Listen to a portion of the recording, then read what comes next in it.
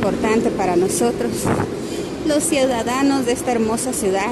Mira, ahí están los transportes de apoyo. Como puedes ver, vamos a ver qué ruta tiene. Mira, aquí está.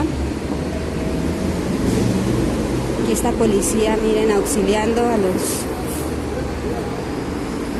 ¿Ves? Ay, no alcancé a ver, disculpen.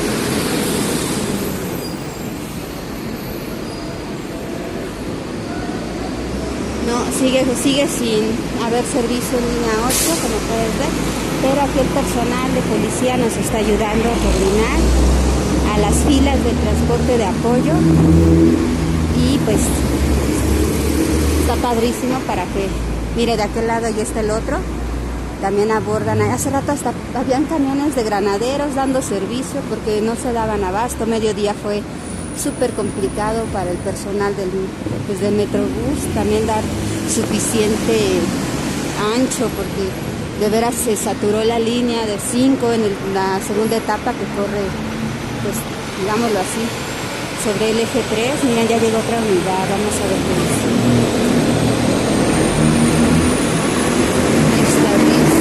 Chabacano,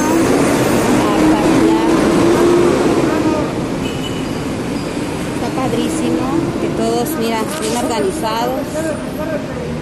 Ya le tocó aquí al pueblo. Miren, hay aquí una y atrás ya viene otra unidad. Pero pues están yendo leves, las están administrando los usuarios para que quepan bien y pues todos se vayan pues directo a Chabacano. Ahorita esta es la ruta que tiene esta unidad de apoyo. Está padre, como puedes ver, hay bastante apoyo por parte. Mira, aquí está otro, Apatlaco, Chabacano, y aquí está otro, Chabacano, Apatlaco. Como puede ver, creo que no están pagando nada. Y está muy padre. Todos están aprovechando las unidades que están RTP. Esta es una unidad de RTP.